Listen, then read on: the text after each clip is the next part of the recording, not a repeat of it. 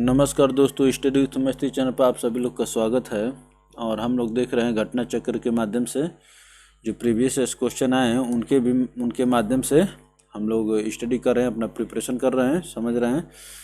तो previous question देख रहे हैं। तो अब हम लोग पहला टॉपिक ख़त्म हो गया था जिसमें इन्वायरमेंट एंड सस्टेनेबल डेवलपमेंट था। ये जो टॉपिक है इकोलॉजी का है, इकोलॉजी। और इकोलॉजी में ये पहला क्वेश्चन आपके सामने है, तो इसका आंसर करिए फटाफट। Ecology is the study of relationship between. पहला जो क्वेश्चन ही है कि इकोलॉजी क्या है, उसी के बारे में है। Ecology is the study of relationship between, किसके बीच में इकोलॉजी रिलेशन बताती है। तो इकोलॉजी जो है organism and environment, option A आपको क्या होगा, करेक्ट होगा। देखिए यहाँ पर हस्बैंड एंड वाइफ भी दिया है, ये भी एक बहुत बड़ा तगड़ा रिलेशन है, लेकिन एक ही दुख की बात यह है कि यहाँ पर ये इकोलॉजी का डिफिनीशन नहीं हो सकता है। तो चलिए दोस्तों, ये देखते रहे कौन से एग्जाम में क्वेश्चन पूछे गए हैं। अगले प्रश्न पर चलते हैं। तो देखिए क्या कह रहा है, word ecology originates from Greek oikos meaning house और environment. Ecology is the study of interactions among organism and their environments. Interactions among organisms and their environments. It also includes the study of organismal interactions with abiotic components of their environment. It also includes the study of organismal interaction with abiotic components of their environment. The word ecology was coined by German scientist Ernst Haeckel. Haeckel defined ecology as the study of relationship of an organism with their environment. Ecology in current age refers to a broader spectrum encompassing not only plants, animal species, and climate, but also to human beings and its physical surroundings. But also to human beings and its physical surroundings. तो ये रहा दोस्तों पहले question का explanation. समझते हुए चलिए अगले प्रश्न पर चलते हैं। उत्तराखंड पीसीएस प्री 2005 में पूछा हुआ है, term ecosystem was proposed by. बताइए, इकोसिस्टम नामक शब्द जो है किसके द्वारा प्रोपोज किया गया? इकोसिस्टम, इकोलॉजी नहीं, इकोलॉजी जो दूसरा शब्द है इसको अर्न्स्ट हैकेल बोले थे। Ernst Hückel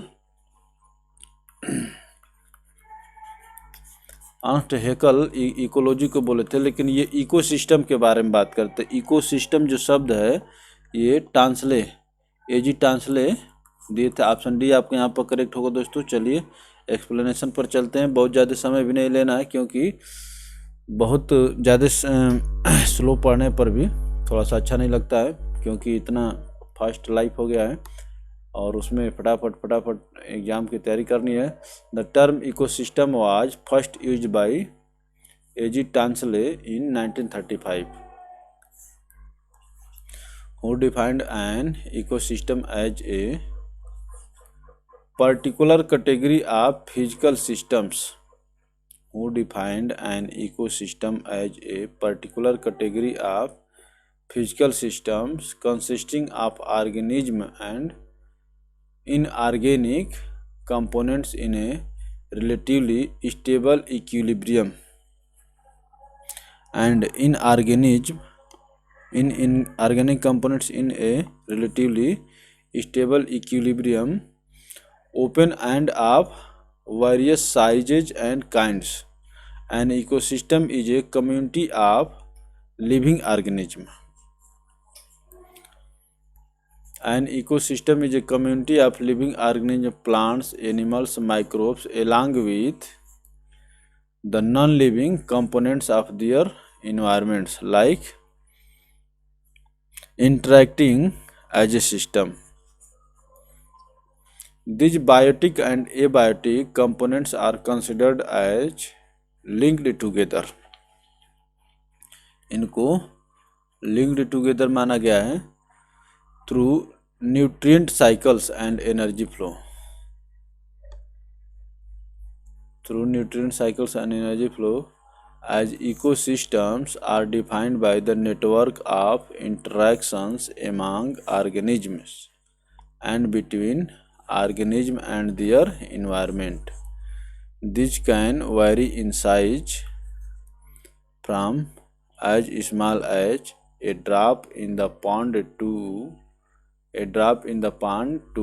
as large as an ocean. तो ये कह रहा है कि इकोसिस्टम जो है छोटा से छोटा और बड़ा से बड़ा हो सकता है.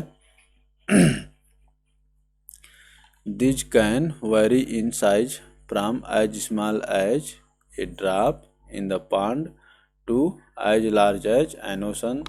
The earth itself is a large ecosystem. पृथ्वी स्वतः अपने आप में एक बड़ा इकोसिस्टम है दोस्तों. तो ये रहा ये प्रश्न. चलिए आगे चलते हैं अगले प्रश्न पर. क्वेश्चन नंबर 3 पर चलते हैं. फटाफट आंसर करें इसका. विच of the following is not true about the ecosystem. Not true about the ecosystem. Ecosystem के बारे में क्या सही नहीं है ये आपको बताना. यूपीपीएससी में 2014 के क्वेश्चन है.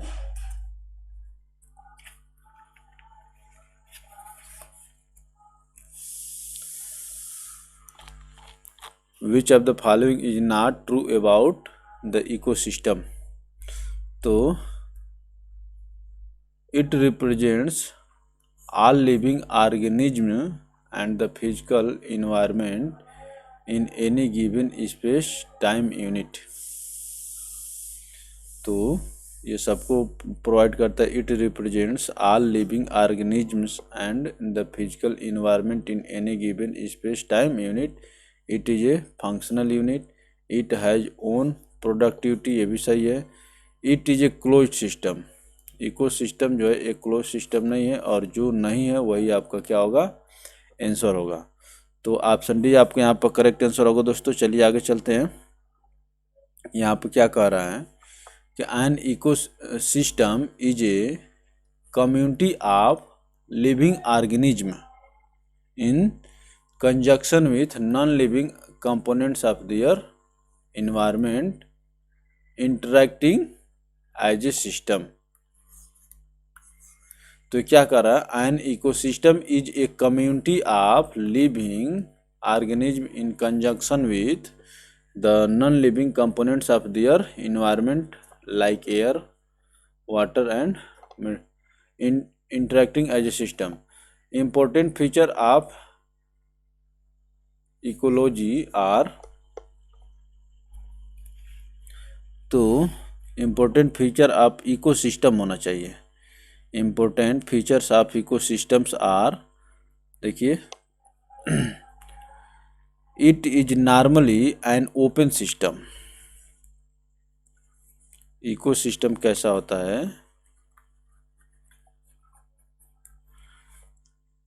Important features of ecosystem are. It is normally an open system with a continuous but variable influx and loss of materials and energy. तो ये कह रहा है कि it is normally an open system with a continuous but variable influx and loss of materials and energy. तो ये रहा दोस्तों. चलिए और आगे चलते हैं. An ecosystem is an overall integration of the whole mosaic of the interacting organism and their environment. An ecosystem is an integration of the whole mosaic of the interacting organisms and their environment. It is a basic functional unit with no limits of boundaries. It consists of biotic and abiotic components interacting with each other.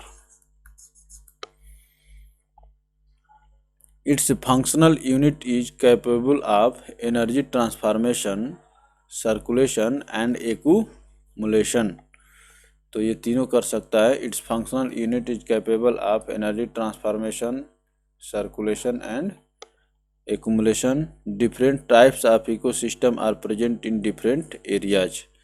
तो ये जो है different areas में different type के ecosystem present होते हैं दोस्तों. चलिए क्वेश्चन नंबर 4 के आंसर करें फटाफट. Which of the following is not correct about the ecosystem. तो आपको बताना है कि इकोसिस्टम के बारे में कौन करेक्ट नहीं है. तो क्या कह रहा है? It comprises both biotic and abiotic and biotic components. ये बात एकदम सही है. It has its productivity. ये भी बात सही है. It is a close system. ये बात गलत है. इकोसिस्टम जो होता है एक ओपन सिस्टम होता है. It is a natural resource system. ये भी बात सही है. तो दोस्तों तीसरा वाला गलत है और सी गलत है. तो जो सी गलत है वही आपको क्या होगा? आंसर होगा. यूपीपीसीएस री एग्जाम 2015 के क्वेश्चन है दोस्तों. चलिए और आगे चलते हैं. देखिए यहाँ पर दिया हुआ see the explanation of the above question. और क्वेश्चन नंबर 5 के आंसर कर दोस्तों फटाफट. क्या कह रहा है? IAS प्री 2015 का क्वेश्चन है. पूछ रहा है इसमें विच of the following is the best description of the term ecosystem. Ecosystem का बेस्ट डिस्क्रिप्शन क्या है? तो इसमें आइए ऑप्शन सी पर आइए. ए community of organism together with environment in which they live. एक कम्युनिटी होना चाहिए. आप अकेले इकोसिस्टम का निर्माण नहीं कर सकते. ए community of organism together with the environment in which they live. तो ये रहा इकोसिस्टम का डेफिनेशन. आगे देखेंगे. ए community of organism interacting with one another केवल नहीं होगा.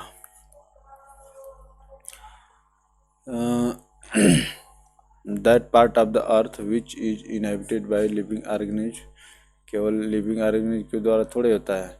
तो ये जो है दोस्तों इकोसिस्टम का जो है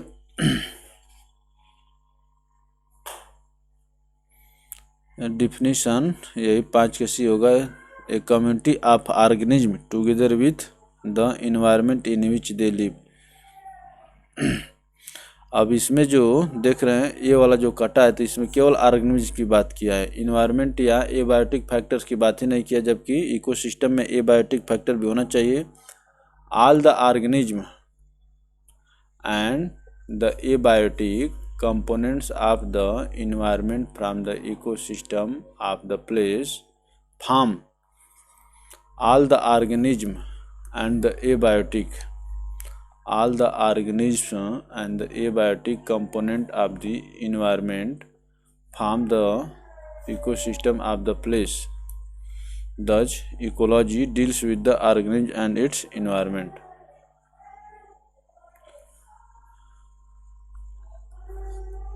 तो चलिए दोस्तों आगे चलते हैं. क्वेश्चन नंबर 6 का आंसर करें फटाफट. Which of the following is an artificial ecosystem. Artificial ecosystem देखिए फॉरेस्ट जो होते हैं आर्टिफिशियल नहीं होते हैं. ये पांड जो ये भी आर्टिफिशियल नहीं है. फॉरेस्ट भी होते हैं ये भी आर्टिफिशियल नहीं है. लेकिन जबकि खेत जो है ये आर्टिफिशियल होता है. और जो होता है वही आपका क्या होगा? सही आंसर होगा. विच of the following is an artificial ecosystem. तो फील्ड जो है आर्टिफिशियल इकोसिस्टम है. चलिए field, garden are artificial ecosystem while forests, ponds and lakes are natural ecosystem। तो ये है दोस्तों, आप जानते हैं फील्ड और गार्डन ये तो आदमी के द्वारा मैन मेड है, while forest, ponds and lakes are natural ecosystem।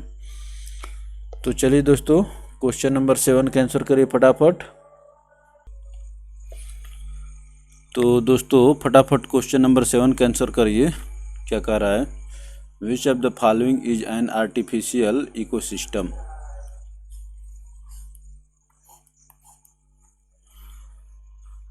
तो आर्टिफिशियल कौन है इसमें आपको ये बताना, यूपीपीसीएस प्री 2016 का एक क्वेश्चन है।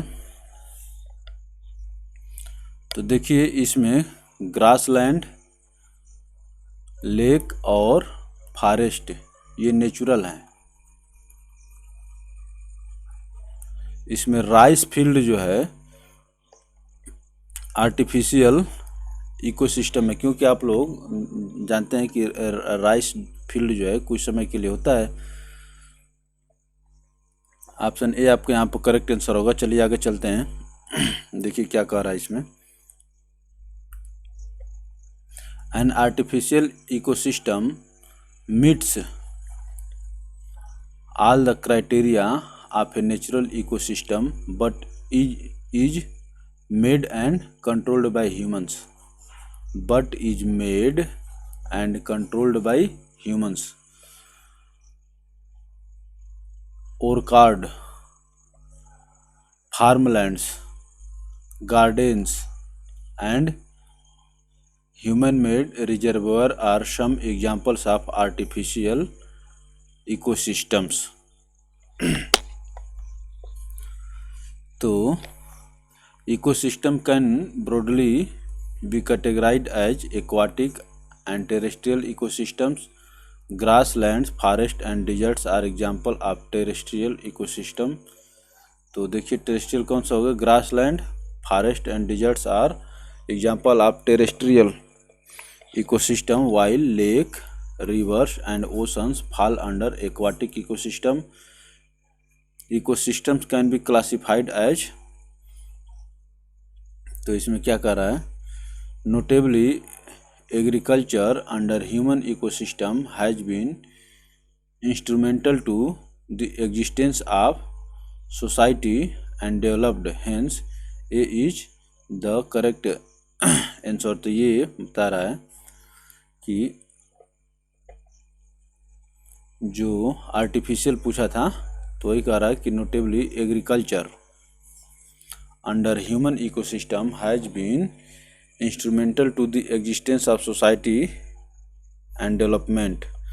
तो आप जानते हैं कि आर्टिफिशियल और नेचुरल में क्या अंतर है, आर्टिफिशियल जिसको आपने बनाया है। चलिए आगे चलते हैं दोस्तों।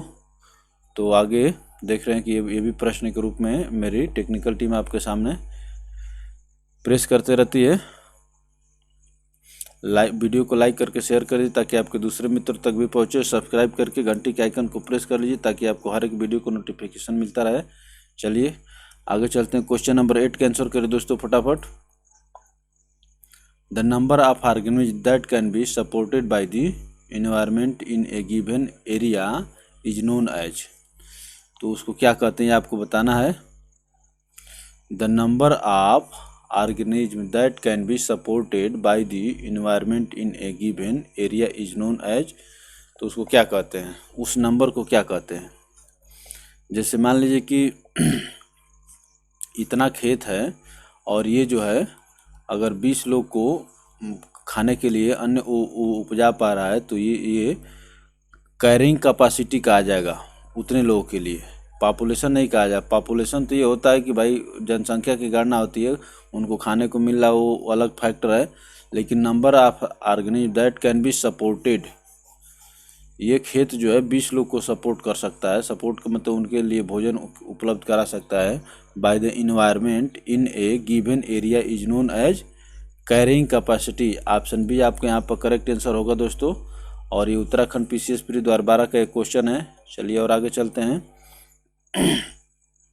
देखिए लिखा हुआ है the carrying capacity of a biological species is an environment is the maximum population size of the species that the environment can sustain indefinitely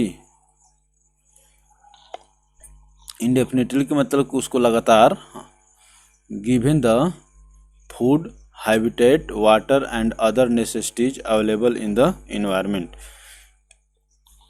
Carrying capacity is the number of individuals an environment can support without significant negative impact on the given organism and its environment. Whenever the population increases more than the carrying capacity, it puts pressure on the ecosystem. Excessive population growth can lead to the failure of the ecosystem. The biotic potential is the maximum reproductive capacity of an organism. The biotic potential, इसमें क्या कह रहा है? The biotic potential is the maximum reproductive capacity of an organism under optimum environmental conditions. It is denoted with the letter R. However, there is a limit beyond which environment cannot sustain organismal growth.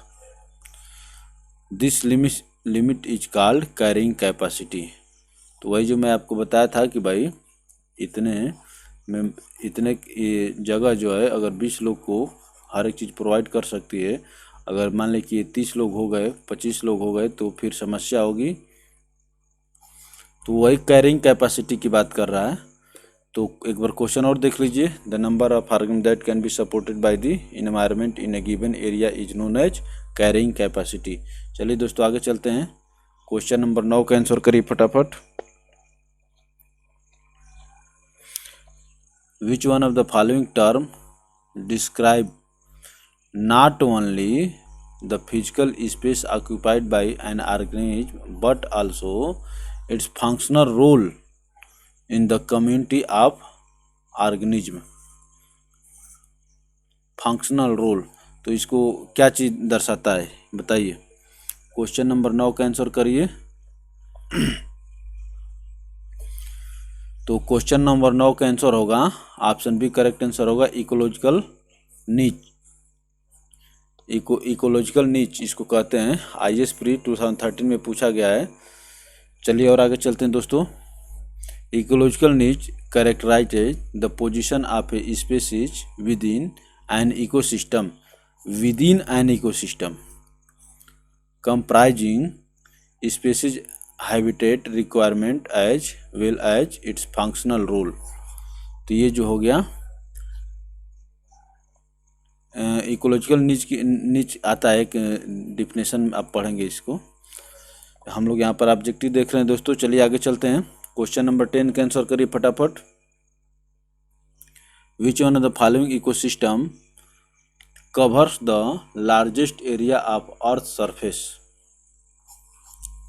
Largest area of earth surface को cover करने वाला बताइए आप क्या होगा। तो ये होगा आप जानते हैं कि पृथ्वी का 2/3 पार्ट जो क्या है वाटर है। तो मेरीन इकोसिस्टम आपका आंसर होगा। लार्जेस्ट, ये कह रहा है कि largest area of the earth surface, तो क्या हो गया मेरीन इकोसिस्टम कवर करता है। ऑप्शन डी करेक्ट आंसर होगा। लोअर सबऑर्डिनेट का क्वेश्चन था, इसको देखते रहिए कौन से एग्जाम में पूछा गया है। देखिए यहाँ पे क्या कह रहा है, there are mainly 2 kinds of ecosystems. There are mainly 2 kinds of ecosystems, aquatic and terrestrial. Marine ecosystem are the biggest ecosystems which cover around 71% of Earth's surface and contain 97% of our planet's water। तो जो हमारे planet पर जो water है उसमें जो सी में जो है 97% वाटर है। Option D is the correct answer. चलिए और आगे चलते हैं दोस्तों। क्वेश्चन नंबर 11 के आंसर करिए फटाफट। Which one of the following is the largest ecosystem of the world. तो अभी आप इससे पहले वाला प्रश्न क्वेश्चन नंबर 10 देखे हैं, मेरीन इकोसिस्टम था, मेरीन इकोसिस्टम। तो यहाँ पर ऑप्शन ए करेक्ट हो जाएगा। ओशन जो है largest ecosystem of the world है। Aquatic ecosystem refers to living and non-living parts of a water body, living and non-living parts of a water body and the interactions that take place among them. Aquatic ecosystems can be categorized in the marine ecosystem and freshwater ecosystem. Marine ecosystem and freshwater ecosystem. Marine ecosystems covers approximately 70% of the Earth's surface and contain approximately 97% of the planet's water. Approximately 85% of the dissolved materials in seawater are sodium and chlorine. देखिए क्या कर रहा है, एक अच्छा fact है। approximately 85% of the dissolved material is in water, in sea water are sodium and chlorine. चलिए दोस्तों और आगे चलते हैं। क्वेश्चन नंबर 12 के आंसर करिए फटाफट। Which of the following does not help to maintain ecological balance. Ecological balance में कौन हेल्प नहीं करता है। तो आप देख रहे हैं कटिंग फॉरेस्ट, पौधों को काट करके किसी भी स्थिति में आप बेनिफिट की स्थिति में नहीं रहेंगे, आपको इकोलॉजिकल लॉस होगा। तो यही आंसर होगा ऑप्शन ए। देखिए एफॉरेस्टेशन, पौधे लगाएंगे तो वो हेल्प करता है, रेन वाटर मैनेजमेंट हेल्प करता है, बायोस्फीयर रिजर्व भी हेल्प करते हैं, लेकिन कटिंग फॉरेस्ट जो है आपको ये इकोलॉजिकल बैलेंस बनाने में हेल्प नहीं करता है। चलिए और आगे चलते हैं दोस्तों। Wild life conservation and prevention. Wildlife conservation and prevention of environmental population is helpful in maintaining ecological balance. Deforestation adds to the environmental imbalance. पौधों को काटेंगे तो बैलेंस गड़बड़ाएगा, वही कह रहा है कि deforestation aids to the environmental imbalance. चलिए और आगे चलते हैं। क्वेश्चन नंबर 13 का आंसर करिए फटाफट। Which one of the following is one of the main causes of ecological imbalance in India. Ecological imbalance in India में मेन कारण क्या है आप बताइए। तो यहाँ पर देखिए, यहाँ पर भी डिफॉरेस्टेशन होगा। डिफॉरेस्टेशन का मतलब पौधों को काटना। ऑप्शन ए आपके यहाँ पर करेक्ट आंसर होगा। पौधों को काटेंगे तो इकोलॉजिकल इम्बैलेंस का ही कारण बनेगा और इम्बैलेंस को बढ़ाएगा भी। डिजर्टिफिकेशन, देखिए डिजर्टिफिकेशन आदमी अपने तरफ से ज़मीन को डिजर्ट नहीं बनाता। Foods and famines, rainfall variations, तो ये सब जो है मानव के द्वारा जानबूझ करके नहीं किया जाता है। लेकिन डिफॉरेस्टेशन, अगर आप पेड़ पौधों को काट रहे हैं तो आप इकोलॉजिकल इम्बैलेंस को इंक्रीज कर रहे हैं। चलिए दोस्तों और आगे चलते हैं। Deforestation is one of the main causes of ecological imbalance in India, while desertification, floods and famines and rainfall variations are secondary causes. Primary नहीं है, सेकेंडरी है। इकोलॉजिकल इम्बैलेंस का सेकेंडरी काजेज हैं। आप जब प्राइमरी काज का आप कारण बनेंगे तो सेकेंडरी अपने आप घटने लगेंगे। घटने का मतलब कि हाइपेन होने लगेंगे। चलिए दोस्तों आगे चलते हैं। ये फिर क्वेश्चन आपके सामने, आप समझ रहे हैं इसको। Like share subscribe. चलिए क्वेश्चन नंबर 14 के आंसर करिए फटाफट। Which of the following is an act that disturbs the ecological balance. Ecological balance को जो डिस्टर्ब करता है उसको पूछा जा रहा है। सोशल फॉरेस्ट्री, फॉरेस्ट्री किसी तरह से नहीं करती है। Which of the following is an act that disturb the ecological balance, तो ये नहीं करती है, ये भी नहीं करती है।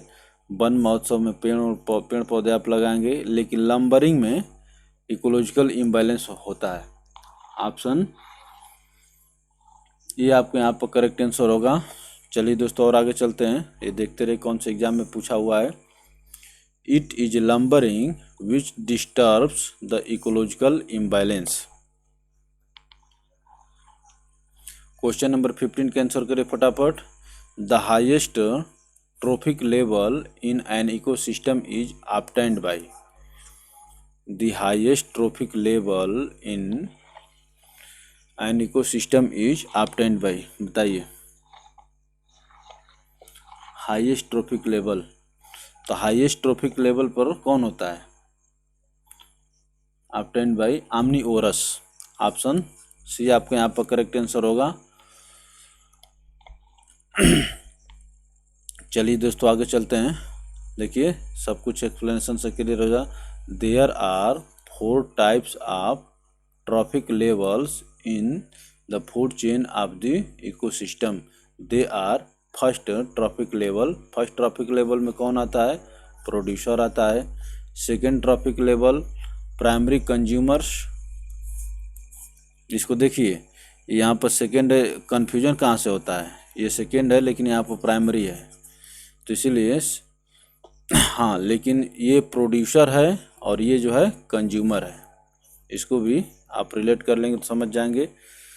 तो फर्स्ट ट्रॉफिक लेवल में प्रोड्यूसर आते हैं और सेकेंड ट्रॉफिक लेवल में प्राइमरी कंज्यूमर्स हो गए, हार्बियोर्स हो गए, और थर्ड ट्रॉफिक लेवल में सेकेंडरी कंज्यूमर्स हो गए, कार्निवोर्स हो गए, और फोर्थ ट्रॉफिक लेवल में टर्शियरी कंज्यूमर्स omnivorous हो गए। Decomposers feed on all the above trophic level, क्या कह रहा है कि decomposers feed on all the above trophic level, तो डिकम्पोजर्स जो है इन सब के ऊपर डिपेंड करते हैं। Decomposers feed on all the above trophic level, hence option C is the correct answer.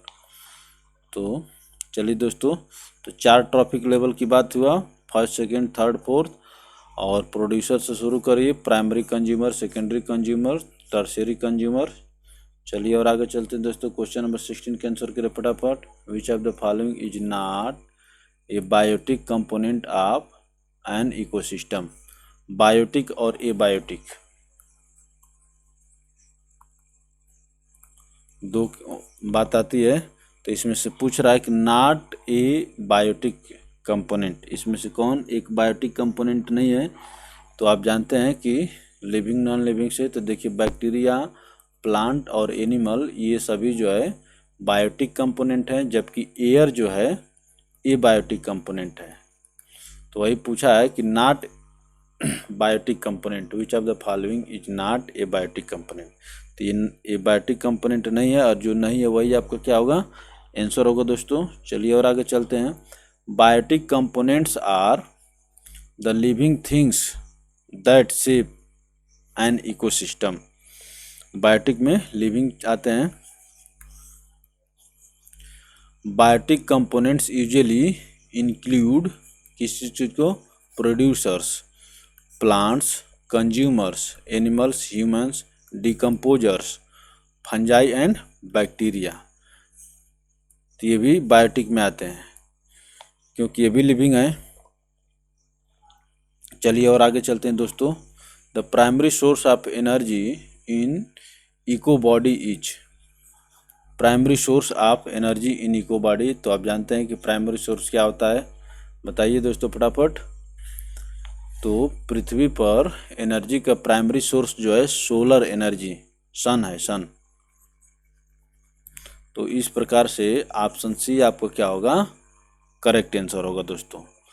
चलिए आगे चलते हैं, ये देखते रहिए कौन से एग्जाम में पूछा हुआ है। Solar energy is the primary source of energy in the ecological body. चलिए और आगे चलते हैं दोस्तों, क्वेश्चन नंबर 18 के आंसर करिए फटाफट। Concerning the food chains in ecosystems, which of the following kinds of an organism are known as decomposer organisms?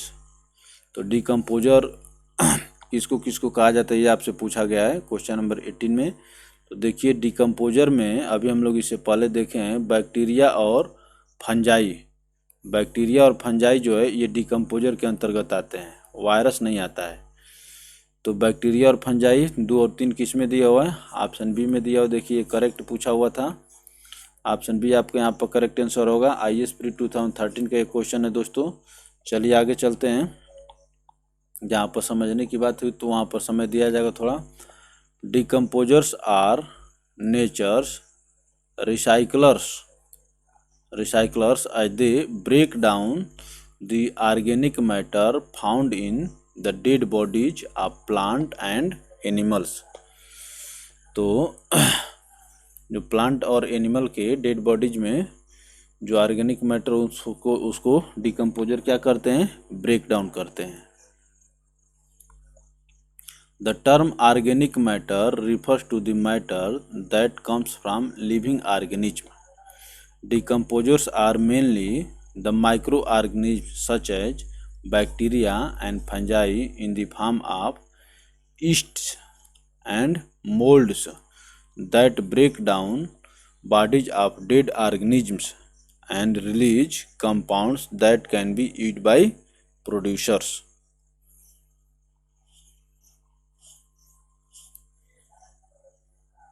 Bacteria and fungi in the form of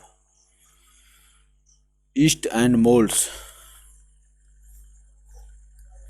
चलिए दोस्तों और आगे चलते हैं।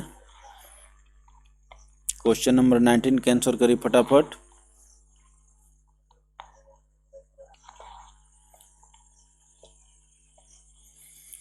क्वेश्चन नंबर 19 क्या कह रहा है?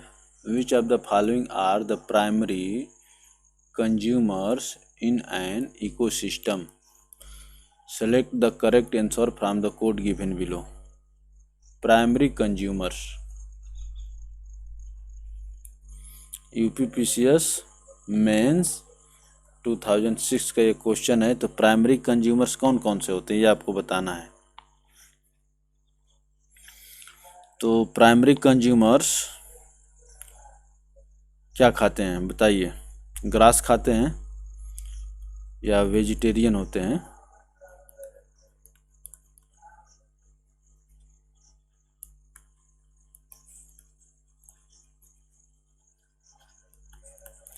तो देखिए इसमें आंट्स है और डियर जो है ये प्राइमरी कंज्यूमर्स हैं और ये सेकेंडरी कंज्यूमर्स हैं, क्योंकि ये कार्निवोरस हैं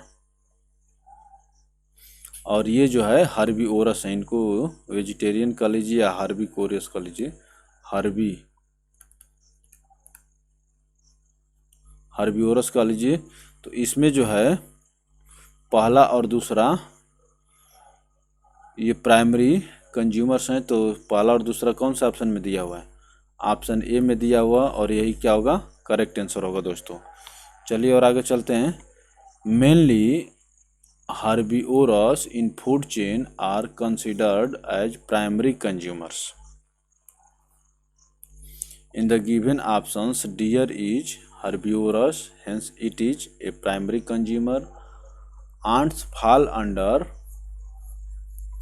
decomposers and primary consumers both.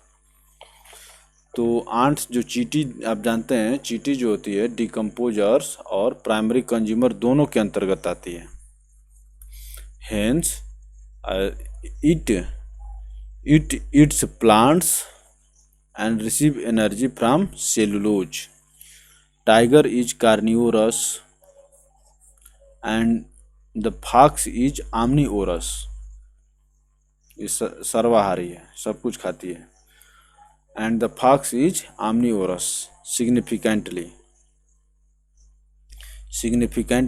primary consumers feed on primary producers. Significantly, primary consumers feed on primary producers, plants देखिए प्राइमरी प्रोड्यूसर्स कौन होते हैं? प्लांट्स होते हैं, यहाँ पर दिया हुआ करेक्ट आंसर। चलिए दोस्तों क्वेश्चन नंबर 20 का आंसर करिए फटाफट। In a food chain man क्या है बताइए?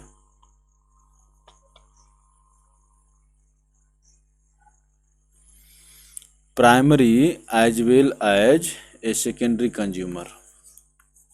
ऑप्शन डी आपके यहाँ पर करेक्ट आंसर होगा। मैन जो है देखिए ग्रास माने हर्बीवोरस भी है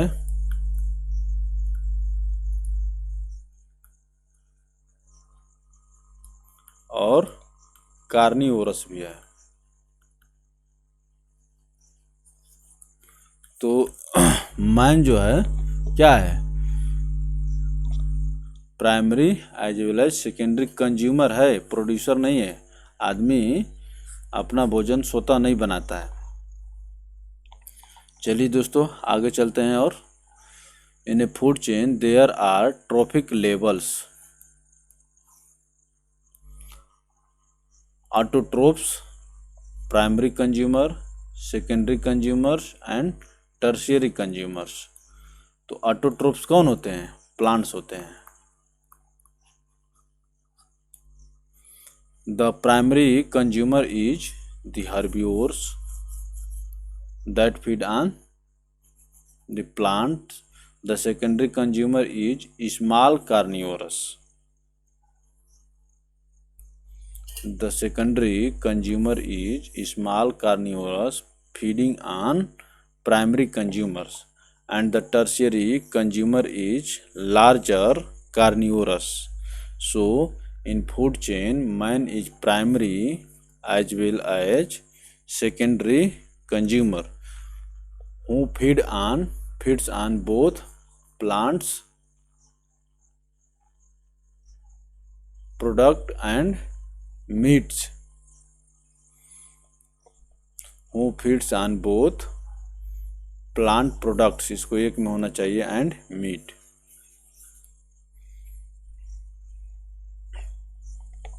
चलिए दोस्तों आगे चलते हैं।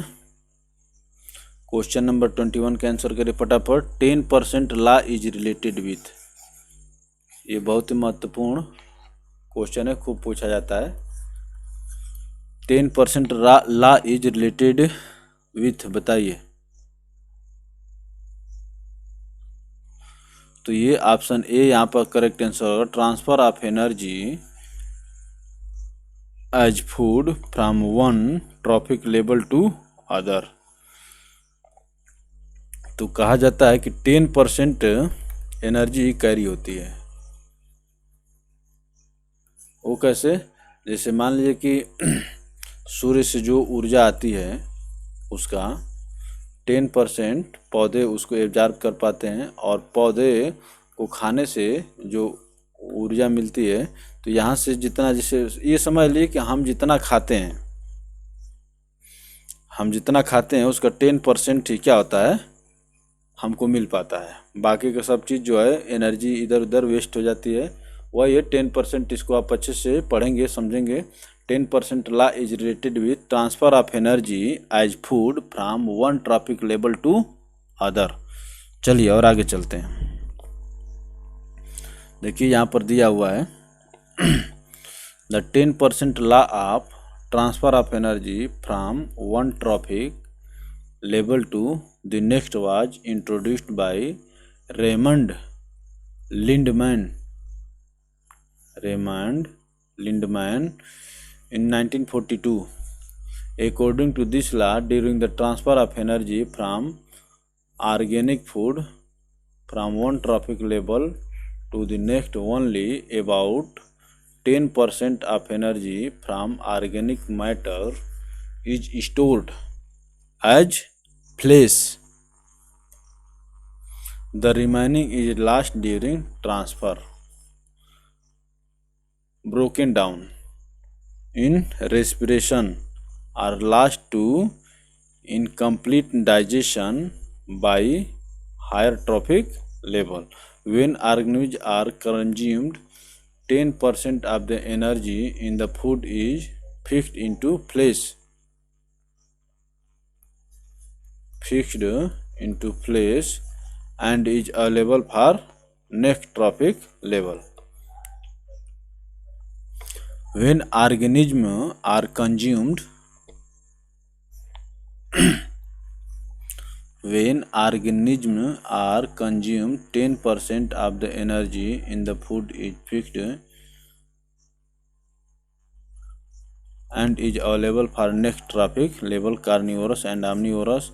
When a carnivore or an omnivore consumes that animal, only about 10% of energy is fixed in its place for higher level. Thus, at every level of food chain, first, second, third, and top level, the consumer converts only 10% of the accumulated energy into his body weight.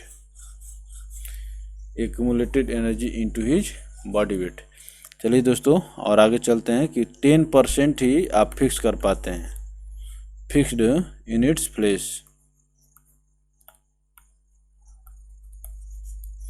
चलिए दोस्तों, और आगे चलते हैं। Question number 22 का answer करिए फटाफट। In the marine environment the main primary producer are. In the marine environment main primary producers are. तो ये जो है primary producers, main primary producers क्या होते हैं? Phytoplanktons.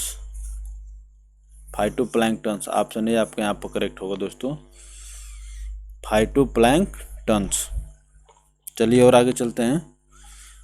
Phytoplankton also known as microalgae. Phytoplanktons also known as microalgae are similar to terrestrial plants in that they contain chlorophyll and require sunlight to live and grow. Most phytoplankton are buoyant and float in upper part of the ocean. Most phytoplanktons are buoyant and float in upper part of the ocean where sunlight penetrates the water.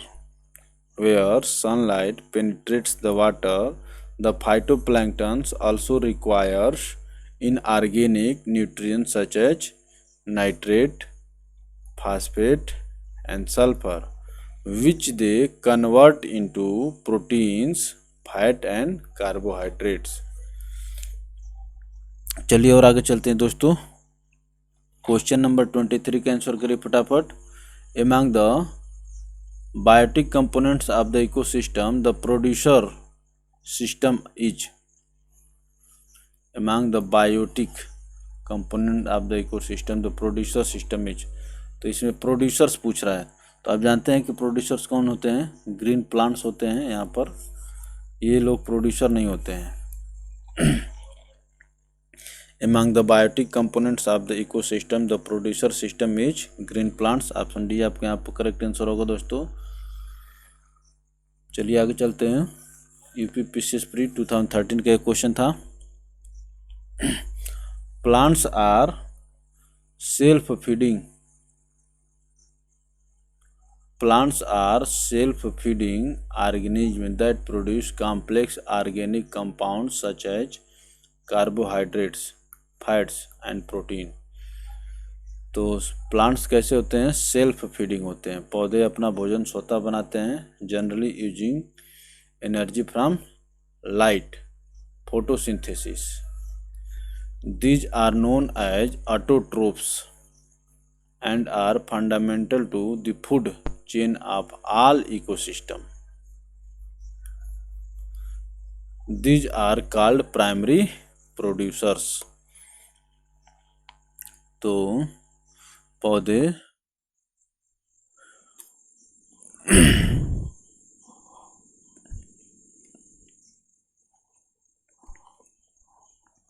चलिए दोस्तों और आगे चलते हैं। Question number 24 का answer करिए फटाफट।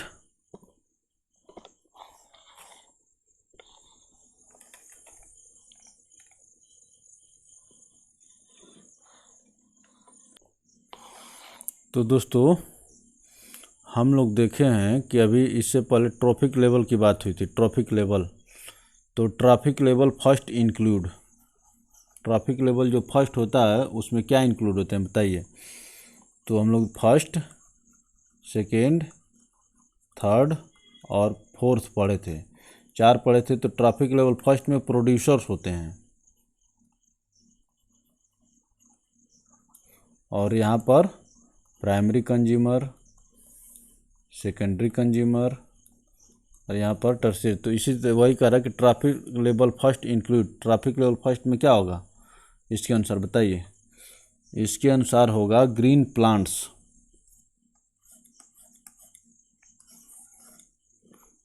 Producers आपको चाहिए। ट्रैफिक लेवल फर्स्ट में प्रोड्यूसर्स चाहिए, और ये ऑप्शन डी में दिया हो, तो इस प्रकार से ऑप्शन डी आपका करेक्ट आंसर हो जाएगा। चलिए और आगे चलते हैं दोस्तों। तो ये मैं आपको बता दिया हूँ पहले से ही, ठीक ना। Each step or level of the food chain form a trophic level.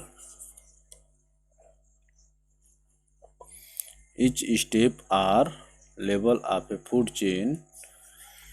Trophic level first include autotrophs are the producers, that is green plants which fix up solar energy and make it available for heterotrophs. Heterotrophs are the consumers.